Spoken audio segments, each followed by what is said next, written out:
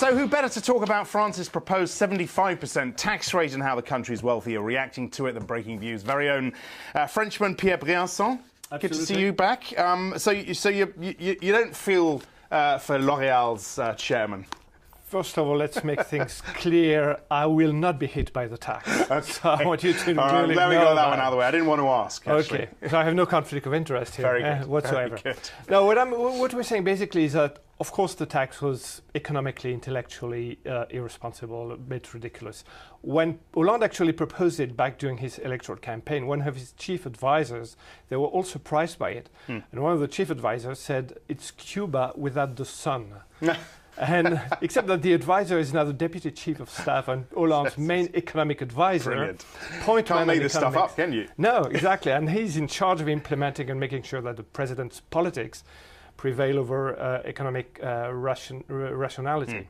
But what we're saying is that the protests against the tax are probably even more ridiculous than the reasons for implementing it in the first place. Well, especially when those protesting were those supportive of it in the first place. Oh, that's another story, of course. L'Oréal's chair thought this was a fantastic idea. Right, about a year ago, Maurice Lévy, the chairman of Publicis, thought he would do a great communication coup, a PR coup, by imitating, what he thought the Americans were doing, the Bill Gates and Buffett, asking to be taxed a little more. Except that, of course, those guys aren't really capitalists. They're employees of capitalism in a way, and they were trying to show that the rich were ready to pay their share. As Stéphane Richard, the head of France Télécom, said recently, their expectations have been met beyond all hopes.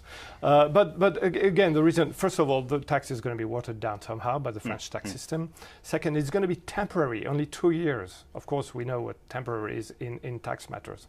It tends to become permanent after a while. But so far, it's only for 2 years. And France is going to have a tough austerity regime next year. And so if you want to think in terms of politic and social terms, you realize that, I mean, they have to show something that the sacrifice is going to be shared. Okay, to play devil's advocate a bit, I mean, I'm with you on this. I really am. I want to say that straight up. But you criticise the technique. You call this rather clumsy, and indeed it comes across as clumsy now. But they've got a point to a degree, haven't they? When they say, look, it's going to be really, really, really tough to hire people at these high salaries to come to France to work for our companies at the management level. Okay, let's take that as a given. First of all, they don't see that for the moment. I had lunch yesterday with someone very close to the situation, told me, we're not seeing anyone jumping on the red carpet that Cameron offered to French, the French rich to come to London.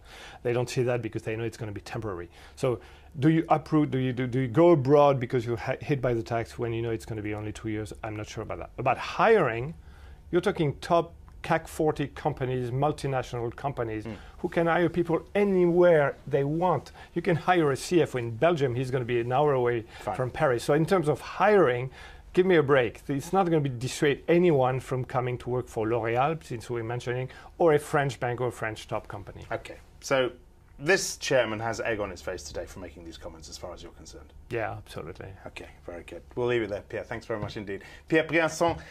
If you want to watch our US show, the Breakingviews show, that comes on every day, 12:30 Eastern, 17:30 BST. I'm Axel Threlfall. This is Reuters.